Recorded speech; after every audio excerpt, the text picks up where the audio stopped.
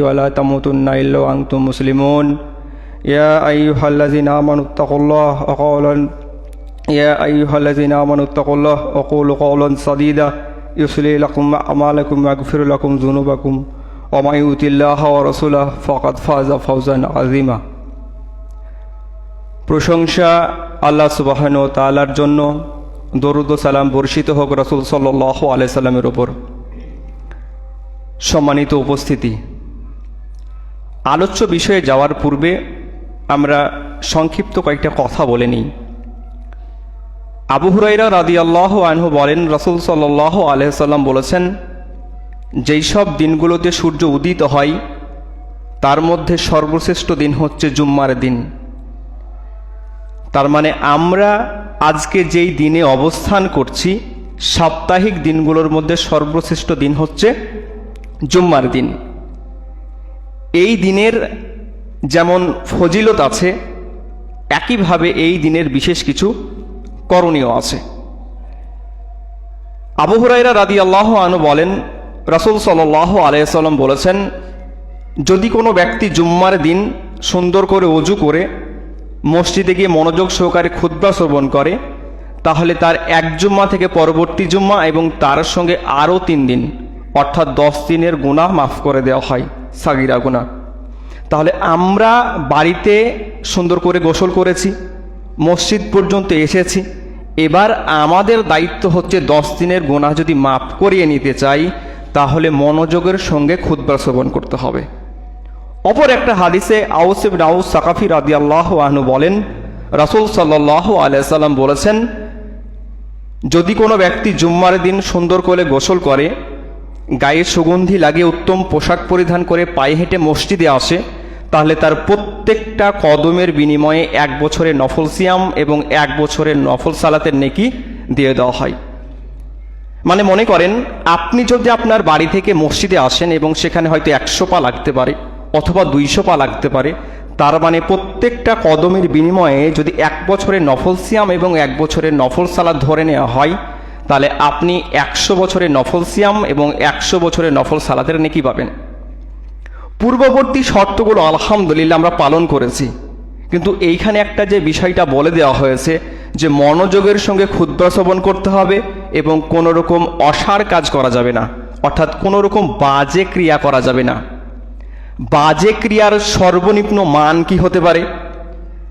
রাসূল সাল্লাল্লাহু আলাইহি সাল্লাম বলছেন যে জুম্মা চলাকালীন যদি কোনো ব্যক্তি তার পাশের ব্যক্তিকে বলে যে এই তুমি চুপ করো, মানে আপনার পাশের এক ব্যক্তি কথা বলছে, এবার আপনি যদি সেই ব্যক্তিকে এটা বলেন যে এই তুমি চুপ করো, খুতবা চলছে, তাহলে আপনি একটা অসার কাজ করলেন।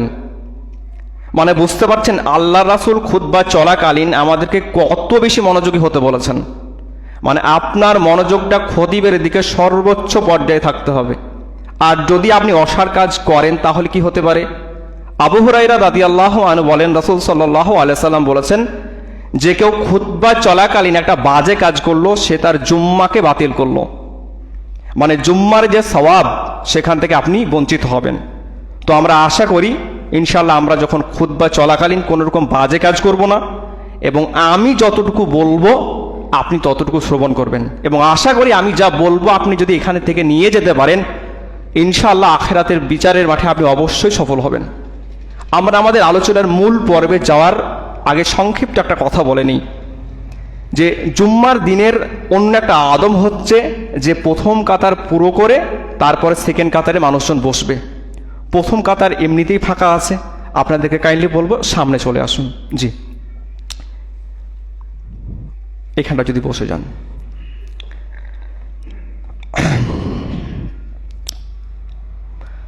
আল্লাহ সুবহানাহু ওয়া তাআলা কোরআনুল কারিমে পূর্ববর্তী জাতির ইতিহাস বর্ণনা করেছে। ইতিহাস এমন একটা জিনিস যে মানুষ অতীতের ঘটনা থেকে ভুল ত্রুটি সংশোধন করে নিজেকে সামনে আগিয়ে নিয়ে যেতে পারে। আল্লাহ সুবহানাহু ওয়া তাআলা কোরআনুল কারিমে পূর্ববর্তী জাতিরা কোন কোন কাজ করে শিরকে লিপ্ত হয়েছে, কি কি কারণে শিরক করেছে, এবং এই তাদের যে শিরকগুলো একেবারে অযৌক্তিক তার যৌক্তিকতা বর্ণনা করেছে, এবং শিরকের ভয়াবহতা বর্ণনা করেছে এবং আল্লাহ সুবহানাহু ওয়া তাআলার উপর তাওয়াক্কুল করার বিষয়টা খুব বেশি বর্ণনা করেছে। কারণ পূর্ববর্তী জাতি যে কারণে ধ্বংস হয়ে গেছে, উম্মতে মুহাম্মদী যেন একই কারণে ধ্বংস না হয়ে যায়। পূর্ববর্তী জাতি যে কারণে শিরক করেছে, সেই একই কাজের মধ্য দিয়ে যেন উম্মতে মুহাম্মদী শিরকে লিপ্ত না হয়। এই জন্যই আল্লাহ সুবহানাহু ওয়া তাআলা কোরআনুল কারিমে পূর্ববর্তী জাতির ইতিহাস বর্ণনা করেছে। কিন্তু দুঃখজনক হলেও সত্য যে সময়ের আবর্তনে উম্মতে মুহাম্মদীর বিরাট একটা অংশ শিরকের অতল গহ্বরে নিমজ্জিত হয়েছে। এর কারণ কি? আমি আমার চিন্তাভাবনা এবং পড়াশুনো করে যতটুকু বুঝেছি যে এর অনেকগুলো কারণ আছে, তবে মূল যে কারণ হচ্ছে সেটা হচ্ছে যে সৃষ্টির প্রতি অতিভক্তি। স্রষ্টাকে বাদ দিয়ে সৃষ্টির প্রতি অতিভক্তি করে মানুষ বিভ্রান্তিতে নিপতিত হয়েছে। কেমন করে? খ্রিস্টানদের বিষয়টা যদি আপনি দেখেন যে আল্লাহ সুবহানাহু ওয়া তাআলা ঈসা আলাইহিস সালামকে পৃথিবীতে পাঠিয়েছে একজন রাসূল হিসেবে, তার মানে ঈসা আলাইহিস সালাম আল্লাহ সুবহানাহু ওয়া তাআলার একজন সৃষ্টি, কিন্তু খ্রিস্টানরা সেই সৃষ্টিকে স্রষ্টা বানিয়ে দিয়েছে। তাদের একদল বলেছে যে ঈসাই আল্লাহ, তাদের একদল বলছে যে না ঈসা আল্লাহ না, ঈসা আল্লাহর পুত্র, আর একদল বলছে যে না ঈসা তিনজনের আল্লাহর একজন। তার মানে এই যে সৃষ্টিকে স্রষ্টার জায়গায় বসিয়ে দেওয়া, কারণ সৃষ্টির প্রতি অতিভক্তি দেখিয়েছে। একইভাবে যদি আপনি ইহুদিদের ঘটনা দেখেন তাহলে তারা দেখবেন উজায়েরকে আল্লাহর পুত্র বলে সম্বোধন করে দিয়েছে, তার মানে সৃষ্টির প্রতি অতিভক্তি। আর আপনি যদি হিন্দু ভাইদেরকে দেখেন তাদের 33 কোটি দেবদেবী, তারা সব কিছুর মধ্যে দেবতাকে দেখতে পাই, তার মানে স্রষ্টাকে বাদ দিয়ে তারা সৃষ্টির প্রতি বেশি ভক্তি দেখাতে গিয়ে শিরকে নিপতিত হয়েছে। 1 নম্বর কারণ। 2 নম্বর কারণ যেটা মনে হয়েছে যে আল্লাহ সুবহানাহু ওয়া তাআলার প্রতি কুধারণা। মানুষ ইচ্ছাকৃতভাবে কোনো মুসলমান আল্লাহ সুবহানাহু ওয়া তাআলার প্রতি কুধারণা রাখে না, কিন্তু জ্ঞানের স্বল্পতার জন্য এবং আল্লাহ সুবহানাহু ওয়া তাআলাকে না চেনার জন্য আল্লাহ সুবহানাহু ওয়া তাআলার প্রতি কুধারণা করে। এবং আল্লাহ সুবহানাহু ওয়া তাআলা যেভাবে তার প্রতি ঈমান আনতে বলেছে, মুসলিম উম্মার একটা বিশাল অংশ সেটা বুঝতে পারেনি যে আল্লাহ সুবহানাহু ওয়া তাআলা যখন তার প্রতি ঈমান আনতে বলছেন কিভাবে ঈমান আনতে হবে। আল্লাহ সুবহানাহু ওয়া তাআলা কোরআনুল কারিমে বলছেন ফাআমিনু বিল্লাহ, তোমরা আল্লাহর প্রতি ঈমান নিয়ে এসো। এই যে আল্লাহ সুবহানাহু ওয়া তাআলা তার প্রতি ঈমান আনতে বললেন, কিভাবে তার প্রতি ঈমান আনার কথা বললেন? যে তার অস্তিত্বে ঈমান আনার কথা বললেন।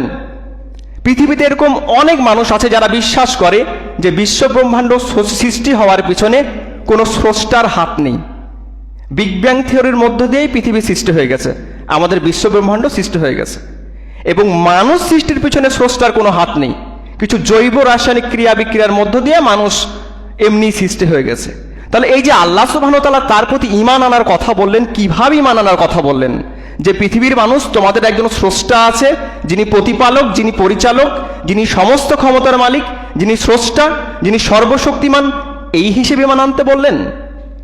নাকি তিনি এটা বললেন যে পৃথিবীর মানুষ, তোমাদের একজন স্রষ্টা আছে, যিনি তোমাদের ইলাহ, তোমাদের সমস্ত ইবাদতের একচ্ছত্র অধিকারী তিনি, এই হিসেবে ঈমান আনতে বললেন? এই জায়গাটাই মুসলিম উম্মার একটা বিশাল অংশ বুঝতে ভুল করেছে এবং তারা শিরকে নিপতিত হয়েছে। বিষয়টা আরো ভেঙে বলি। আল্লাহ সুবহানাহু ওয়া তাআলার প্রতি ঈমান আনা 2 ধরনের। একটা হচ্ছে রব হিসেবে বিশ্বাস করা, আর একটা হচ্ছে ইলাহ হিসেবে বিশ্বাস করা। রব হিসেবে বিশ্বাসের অর্থ কি? আপনি যখন বলবেন যে আল্লাহ সুবহানাহু ওয়া তাআলা আমাদের সৃষ্টিকর্তা, তিনি আমাদেরকে খাওয়ান, তিনি আমাদেরকে পড়ান, তিনি সমস্ত ক্ষমতার মালিক, তিনি একচ্ছত্র ক্ষমতার অধিকারী, তিনি সর্বশক্তিমান, যিনি বিশ্ব ব্রহ্মাণ্ড সৃষ্টি করেছেন, যিনি সব কিছু নিয়ন্ত্রণ করেন, এই ধরনের যত বিশ্বাস আপনি রাখবেন, এইটা হচ্ছে রব হিসেবে বিশ্বাস করা। রব শব্দের অর্থ হচ্ছে প্রতিপালক। অর্থাৎ আপনি যখন বিশ্বাস করবেন যে আপনার স্রষ্টা আল্লাহ, যিনি খুব শক্তিশালী, যিনি সমস্ত বিষয় নিয়ন্ত্রণ করেন, এই ধরনের বিশ্বাসকে বলে আল্লাহকে রব হিসেবে বিশ্বাস করা। আর এই ধরনের বিশ্বাস মুসলিম হওয়ার জন্য যথেষ্ট নয়। যদি কেউ মনে করে যে আমি আল্লাহকে স্রষ্টা হিসেবে বিশ্বাস করি, তাকে সর্বশক্তিমান হিসেবে বিশ্বাস করি, এই বিশ্বাস আমাকে জান্নাতে নিয়ে যাবে, তাহলে আপনাকে জান্নাতে দেওয়ার আগে আবু জেহেল এবং আবু লাহাবকে জান্নাতে দেওয়া লাগবে। কেন? কারণ তারাও আল্লাহ সুবহানাহু ওয়া তাআলাকে সর্বশক্তিমান হিসেবে, স্রষ্টা হিসেবে বিশ্বাস করত। আমরা একটু পরেই বিষয়টা আলোচনা করব। তাহলে কি বললাম? স্রষ্টা হিসেবে বিশ্বাস করার অর্থ হচ্ছে রব হিসেবে বিশ্বাস করা। সংক্ষেপে বলি, তাহলে ইলাহ হিসেবে বিশ্বাস করার অর্থ কি? ইলাহ হিসেবে বিশ্বাস করার অর্থ হচ্ছে আপনার সমস্ত ইবাদত, চাওয়া পাওয়া, ভয় ভীতি, আশা আকাঙ্ক্ষা, নামাজ রোজা হজ জাকাত মানত দোয়া যা কিছু আছে একমাত্র আল্লাহ সুবহানাহু ওয়া তাআলার জন্য হতে হবে। এইটাকে বলে ইলাহ হিসেবে মানানা। ইলাহ শব্দের অর্থ হচ্ছে উপাস্য, অর্থাৎ যার উপাসনা করা হয় তাকে বলা হয় ইলাহ। অর্থাৎ আপনার সমস্ত ইবাদতের একচ্ছত্র হকদার যখন আল্লাহ সুবহানাহু ওয়া তাআলা হবে, এই বিশ্বাসটা হচ্ছে ইলাহ হিসেবে বিশ্বাস করা। তাহলে মুসলিম হওয়ার জন্য শর্ত হচ্ছে রব হিসেবে বিশ্বাস করার পাশাপাশি ইলাহ হিসেবে বিশ্বাস করতে হবে। এজন্যই আল্লাহ সুবহানাহু ওয়া তাআলা সূরা নাহলের আয়াত নম্বর 36-এ বলছে, আমি যত নবী রাসূল পাঠিয়েছি প্রত্যেককে একটাই দাওয়াত দিয়ে পাঠিয়েছি, আনিবুদাল্লাহ, আল্লাহর ইবাদত করো, ওয়াজতানিবুত তাগুত, আর তাগুতকে বর্জন করো। এটা নবী রাসূলদের দাওয়াত। তাহলে মুসলিম হওয়ার জন্য শর্ত হচ্ছে ইলাহ হিসেবে বিশ্বাস করা। এই বিষয়টা ঘটনা সাপেক্ষে আপনাদেরকে বোঝাই। বদরের যুদ্ধে যখন আবু জেহেল মক্কা থেকে বদর প্রান্তের উদ্দেশ্যে চলে যাচ্ছে, তখন কাবা ঘরের গ্লাব ধরে আবু জেহেল দোয়া করছে যে আল্লাহ, যারা হকের নিকটবর্তী তুমি তাদেরকে বিজয় দান করো, আর যারা আত্মীয়তার সম্পর্ক ছিন্নকারী তুমি তাদেরকে পরাজয় দান করো। কে দোয়া করছে? আবু জেহেল। কোথায়? কাবা ঘরের গ্লাব ধরে। কার কাছে? আল্লাহ সুবহানাহু ওয়া তাআলার কাছে। তার মানে আবু জেহেল আল্লাহকে বিশ্বাস করে। মক্কার মুশরিকদের ইতিহাস পড়ে দেখেন, তারা হজ করে, কাবা ঘরের খেদমত করে, হাজিদেরকে পানি পান করায়, তার মানে তারা আল্লাহকে বিশ্বাস করে। আপনি কোরআন পড়ে দেখেন, সূরা ইউনূসের আয়াত নাম্বার 30 এবং 34, সূরা মুমিনুনের আয়াত নাম্বার 84 থেকে 89, আনকাবুতের আয়াত নাম্বার 61 থেকে 63, সূরা জুখরুফের আয়াত নাম্বার 9 এবং 87, অসংখ্য আয়াত পাবেন যেখানে মক্কার মুশরিকরা আল্লাহ সুবহানাহু ওয়া তাআলাকে স্রষ্টা হিসেবে বিশ্বাস করে, সর্বশক্তিমান হিসেবে বিশ্বাস করে। আল্লাহ সুবহানাহু ওয়া তাআলা বলছেন, লাইন সালতুম মান খালাকাস সামাওয়াতি ওয়াল আরদ, তুমি যদি তাদেরকে জিজ্ঞাসা করো, আচ্ছা বলো তো তোমাদের আসমান এবং জমিন কে সৃষ্টি করেছে? লা ইয়াকুলুনা আল্লাহ, তারা এক বাক্যে বলবে আল্লাহ সৃষ্টি করেছে। আল্লাহ সুবহানাহু ওয়া তাআলা বলছেন, তুমি যদি তাদেরকে জিজ্ঞাসা করো যে তোমাদেরকে কে সৃষ্টি করেছে, তারা এটাও বলবে যে আমাদেরকে আল্লাহ সুবহানাহু ওয়া তাআলা সৃষ্টি করেছে। তার মানে মক্কার মুশরিকরা আল্লাহ সুবহানাহু ওয়া তাআলাকে বিশ্বাস করে। তাহলে যেটা বলছিলাম যে বদরের প্রান্তে যখন আবু জেহেল চলে যাচ্ছে, তখন কাবা ঘরের গ্লাব ধরে দোয়া করছে, মানে আবু জেহেল আল্লাহকে বিশ্বাস করে। আবার ওদিকে বদরের মাঠের ঘটনা দেখেন, আল্লাহ রাসূল আল্লাহর কাছে দোয়া করছে যে আল্লাহ, আমরা এই গুটি কতক মানুষ, আজকে যদি আমরা পরাজিত হই তাহলে পৃথিবীর বুকে তোমার কেউ ইবাদত করার মতো থাকবে না, অতএব আজকে আমাদেরকে বিজয় দান করো। তার মানে আল্লাহ রাসূল আল্লাহকে বিশ্বাস করে। তাহলে উভয় পক্ষই আল্লাহকে বিশ্বাস করে। তাহলে উভয় পক্ষের মধ্যে দ্বন্দ্বটা কোথায়? এই জায়গাটা যদি আপনি বুঝতে পারেন, ওয়াল্লাহি এইটাই তাওহীদ বোঝার সবচেয়ে সহজ পন্থা। উভয় পক্ষই আল্লাহকে বিশ্বাস করে, তাহলে সমস্যাটা কোথায়? আবু জেহেল তো আল্লাহর কাছেই দোয়া করে, তাহলে আবু জেহেল যখন আল্লাহকে বিশ্বাস করে, তাহলে মুহাম্মদ সাল্লাল্লাহু আলাইহি ওয়াসাল্লামকে মেনে নিতে সমস্যাটা কোথায়? নিশ্চয় এখানে কোনো ব্যাপার আছে। ঘটনাটা কি? আল্লাহ রাসূলের চাচা আবু তালেব যখন মৃত্যুশয্যায় শায়িত, তখন আবু জেহেল, আবু লাহাব, উতবা ইবনে রাবিয়া, শাইবা ইবনে রাবিয়া, উমাইয়া ইবনে খালফ, অর্থাৎ মক্কার মুশরিকদের বড় বড় যত নেতা আছে, তারা এসে বলছে, দেখেন আপনি তো মারা যাবেন, আর আপনার মারা যাওয়ার পরে আপনার ভাইপোর সঙ্গে আমাদের কোনো দ্বন্দ্ব হোক, এটা আমরা চাই না। তো আপনার জীবদ্দশাতে আপনি তার সঙ্গে আমাদের একটা সমঝোতা করে দিন। তো আবু তালেব অনেক খুশি।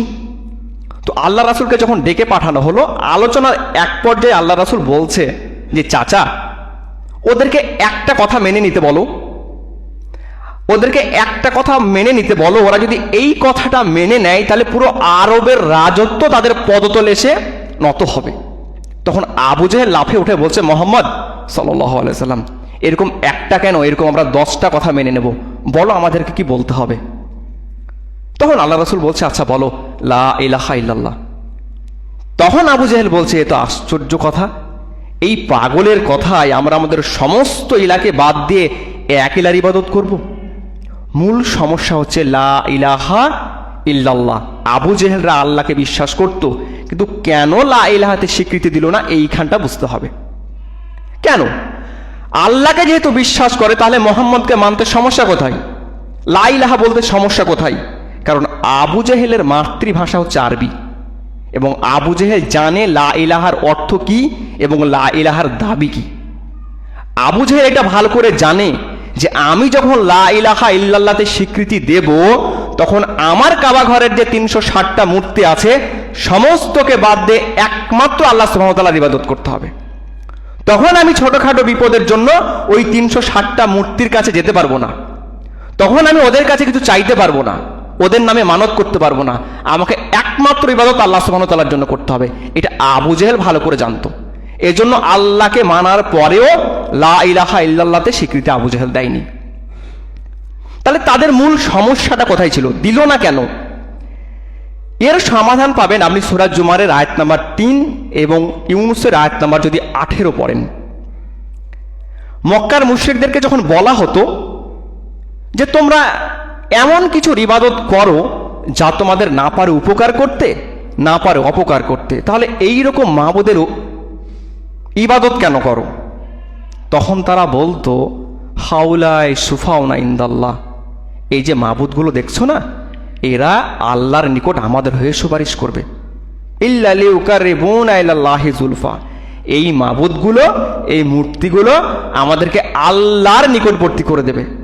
মূর্তিগুলোকে আবু জেহেল আবু লাহাবরা কখনো বলেনি যে এরা আমাদের স্রষ্টা, কখনো বলেনি যে এরা রিজিকদাতা, শুধু এতটুকু বলেছে যে এরা আমাদেরকে আল্লাহর নিকটবর্তী করে দেবে। তাদের বিশ্বাস কি? তাদের বিশ্বাস হচ্ছে এটাই যে আমরা পাপী তাপী মানুষ, আমরা যদি সরাসরি আল্লাহকে ডাকি, আল্লাহ আমাদের ডাকে সাড়া দেবে না। তো এমনও কিছু মানুষ আছে যারা আল্লাহর ইবাদত বন্দেগী করে তার নৈকট্য লাভ করেছে, এবং আমাদেরকে তাদের মধ্য দিয়ে আল্লাহর নিকটবর্তী হতে হবে। আমরা যেহেতু পাপী তাপী মানুষ, আল্লাহ আমাদের ডাকে সাড়া দেবে না। এই যে মাঝখানে একটা মধ্যস্থতাকারী ধরে নিয়েছে, এইটাই সঙ্গে ইসলামের মূল সংঘর্ষের জায়গা। তারা কখনো বলেনি যে লাত উজ্জা মানত আমাদের স্রষ্টা, এরা সমস্ত ক্ষমতার মালিক, এরা আল্লাহর চেয়ে সর্বশক্তিমান, এটা কখনো তাদের দাবি নয়।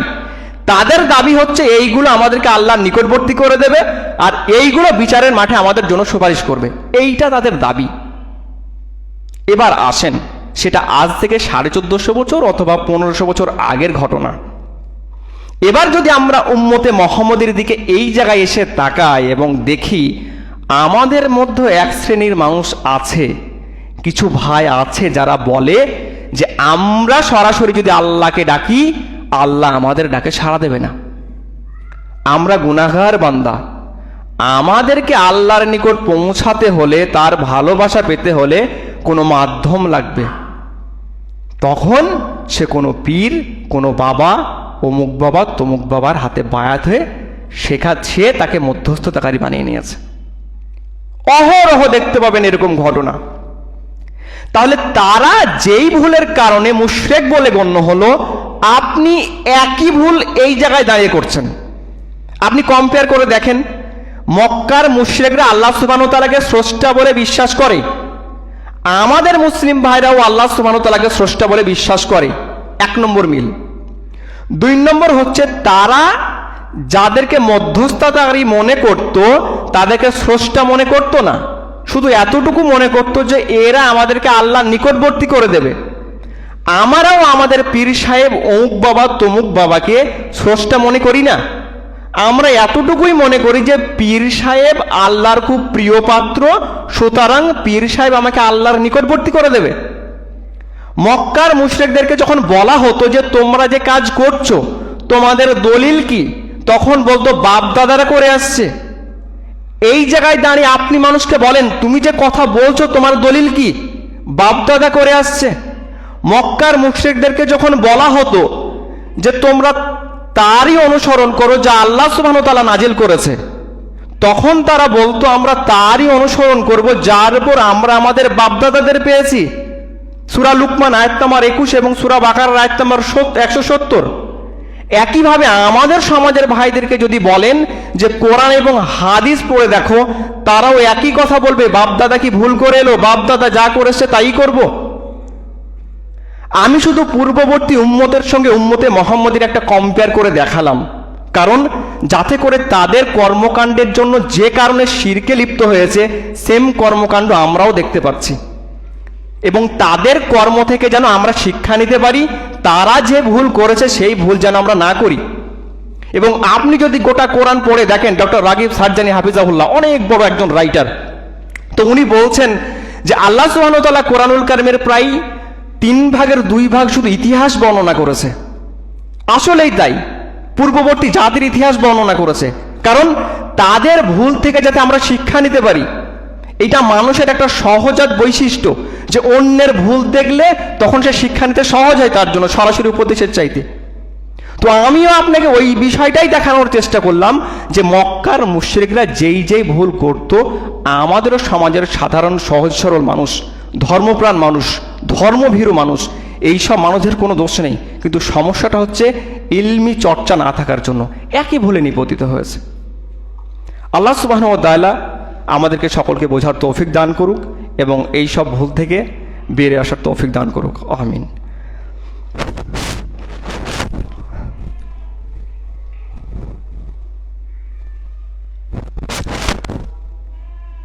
আলহামদুলিল্লাহ ওয়াহদা ওয়াসসালাতু ওয়াসসালামু আলা মান লা নাবিয়্যা বা'দা।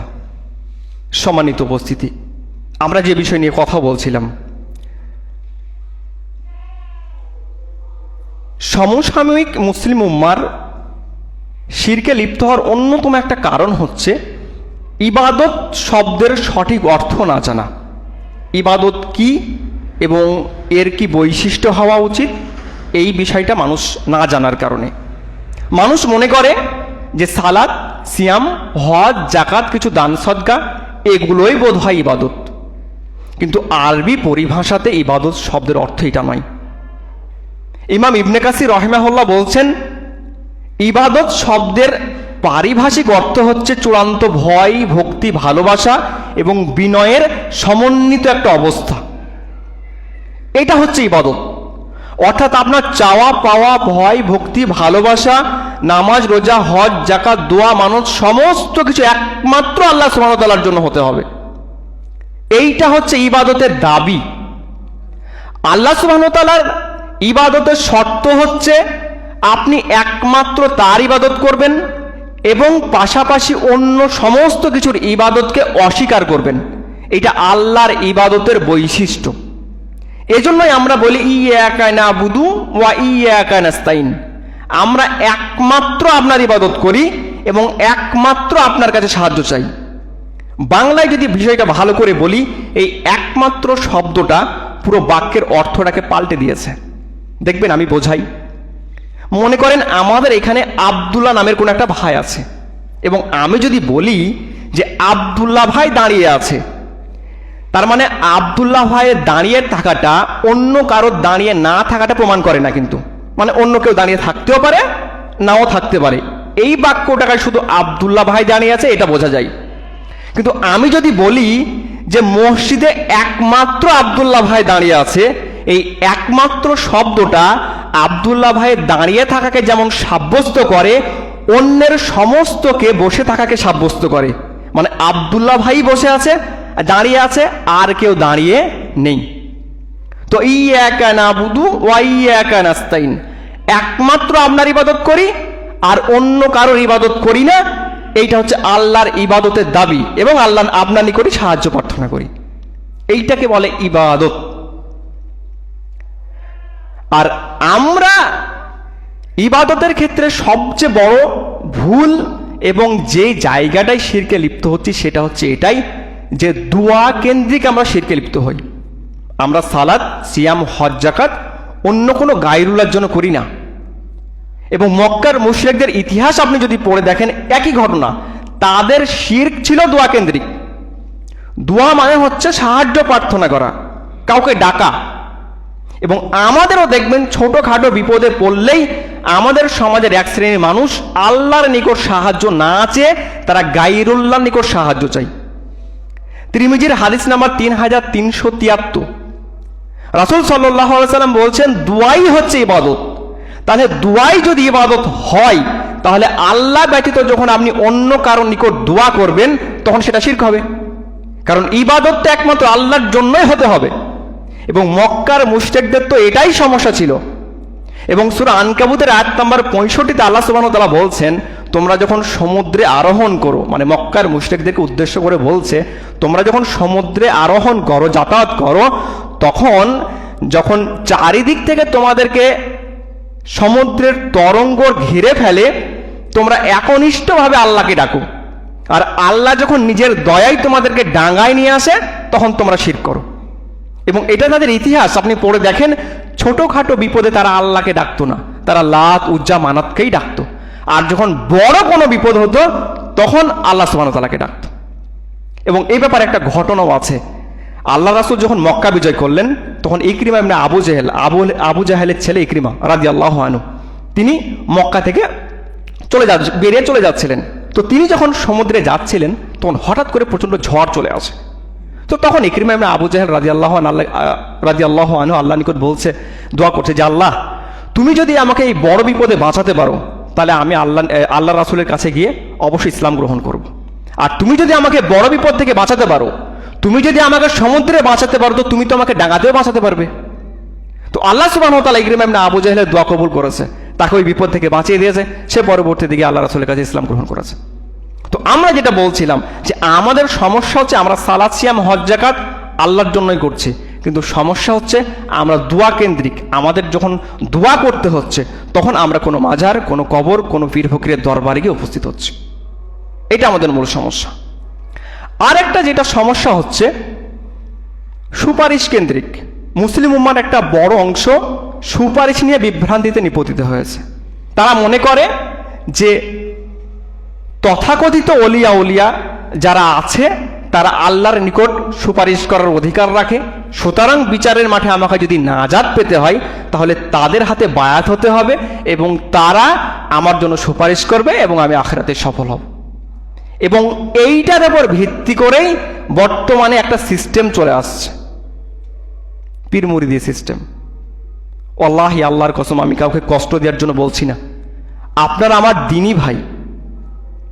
আমি শুধু এজন্যই বলছি যাতে আপনি সংশোধন হতে পারেন। আপনাকে আমি কষ্ট দেওয়ার জন্য কথাগুলো বলিনি। তো যেটা বলছিলাম যে সুপারিশ কেন্দ্রিক বিষয়টা আমাদের পরিষ্কার হওয়া উচিত। আপনি যদি সূরা বাকারার আয়াত নাম্বার 48, সূরা বাকারার আয়াত নাম্বার 123 এবং 255, সূরা আনামের আয়াত নাম্বার 51 এবং সূরা আনামের আয়াত নাম্বার 70, সূরা ইয়াসিনের আয়াত নাম্বার 23, এই আয়াতগুলো যদি আপনি পড়েন, দেখবেন সেখানে আল্লাহ সুবহানাহু ওয়া তাআলা সুপারিশকে সরাসরি নাকচ করে দিয়েছে। যে সেটা এমন একটা দিন, সেখানে কোনো সুপারিশ থাকবে না, কারো কাছ থেকে কোনো বিনিময় গ্রহণ করা হবে না এবং কেউ কারো ন্যূনতম কাজে আসবে না। কেন বললেন আল্লাহ সুবহানাহু ওয়া তাআলা? কারণ ইহুদি এবং খ্রিস্টানরা মনে করত যে তারা হচ্ছে আল্লাহর প্রিয় পাত্র এবং তাদের পূর্বসূরীরা হচ্ছে নবী রাসূল। সুতরাং তারা যাই করুক না কেন, তাদের পূর্বপুরুষরা তাদের জন্য সুপারিশ করে তাদেরকে জান্নাতে পাঠিয়ে দেবে। এবং তারা মনে করত যে সুপারিশ করার বিষয়টা তাদের একবারে পৈতৃক সম্পত্তি। এমনকি মক্কার মুশরিকরাও মনে করত তাদের জন্য তাদের পূর্ববর্তী ওলিয়া উলিয়ারা সুপারিশ করবে। এজন্য আল্লাহ সুবহানাহু ওয়া তাআলা এইসব আয়াতগুলোতে সরাসরি সুপারিশকে নাকচ করে দিয়েছে। আবার আপনি যদি সূরা ইউনুসের আয়াত নাম্বার 3, সূরা বাকারার আয়াত নাম্বার 256 এবং সূরা তহার আয়াত নাম্বার 109 পড়েন, সেখানে দেখবেন আল্লাহ সুবহানাহু ওয়া তাআলা বলছেন যে কে আছে যে তার অনুমতি ছাড়া সুপারিশ করবে। এই আয়াতগুলো থেকে বোঝা যায় যে অনুমতি নিয়ে সুপারিশ করা যাবে। তাহলে অনুমতি পাবে কে? সূরা মারিয়ামের আয়াত নাম্বার 87 আল্লাহ সুবহানাহু ওয়া তাআলা বলছেন যে দয়াময়ের প্রতিশ্রুতি গ্রহণ করেছে এবং দয়াময় যার কথা পছন্দ করবে তার সুপারিশ কেবল কাজে আসবে। তার মানে আপনি যে সুপারিশ করবেন তার জন্য আল্লাহ সুবহানাহু ওয়া তাআলার অনুমতি লাগবে। আর আপনি সুপারিশ করলেই গ্রহণ হবে বিষয়টা এমন নয়। গ্রহণ করার বিষয়টাও আল্লাহ সুবহানাহু ওয়া তাআলা এখতিয়ারভুক্ত। তিনি চাইলে গ্রহণ করতেও পারে, না করতেও পারে। আর কেউ যদি মনে করে আমি যে কাউ করে সুপারিশ করে জান্নাতে পাঠিয়ে দেবো, এই চিন্তা ভাবনাও ভুল। তারা কার জন্য সুপারিশ করবে? সূরা আম্বিয়ার আয়াত নাম্বার 28, তারা কেবল তাদের জন্যই সুপারিশ করবে যার উপর আল্লাহ সুবহানাহু ওয়া তাআলা সন্তুষ্ট। এখানে আল্লাহ সুবহানাহু ওয়া তাআলার সন্তুষ্টি মানে হচ্ছে তারা শিরকে লিপ্ত হয়নি। তাহলে সমস্ত আয়াতকে যদি আমরা একত্রিত করি, তাহলে আমরা এতটুকু বলতে পারি যে সুপারিশের বিষয়টা হচ্ছে সমস্ত ক্ষমতার সুপারিশের একমাত্র মালিক আল্লাহ সুবহানাহু ওয়া তাআলা, এটা এক নম্বর কথা।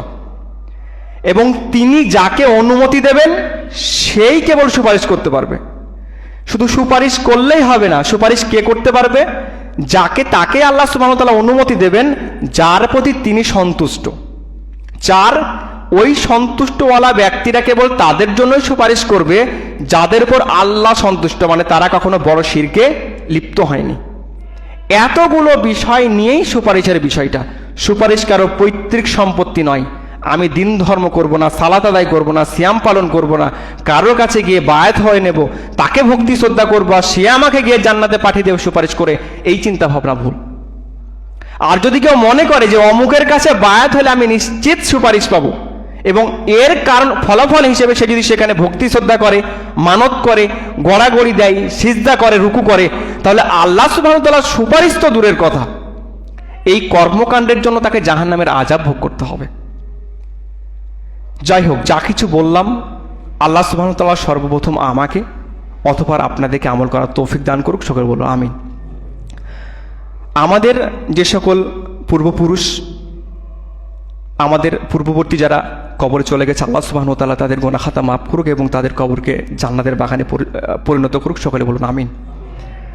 আল্লাহ, যারা ফিলিস্তিনের বুকে জুলুম নির্যাতন চালিয়েছে, তুমি তাদেরকে ধ্বংস করে দিও, আর ফিলিস্তিনি ভাইদেরকে তুমি বিজয় দান করো। আল্লাহ, মানুষ হিসেবে আমি এবং আমাদের সকলের কিছু ভুল ত্রুটি হয়ে থাকে এবং ভুল ত্রুটি হবে, এটাই স্বাভাবিক। আল্লাহ সুবহানাহু ওয়া তাআলা আমাদের যেন সকলকে গুনাহ খাতা মাফ করে। সুবহানাকা আল্লাহুম্মা ওয়া বিহামদিকা আশহাদু আল্লা ইলাহা ইল্লা আনতা আস্তাগফিরুকা ওয়া আতুবু ইলাইক। আসসালামু আলাইকুম ওয়া রাহমাতুল্লাহি ওয়া বারাকাতুহু।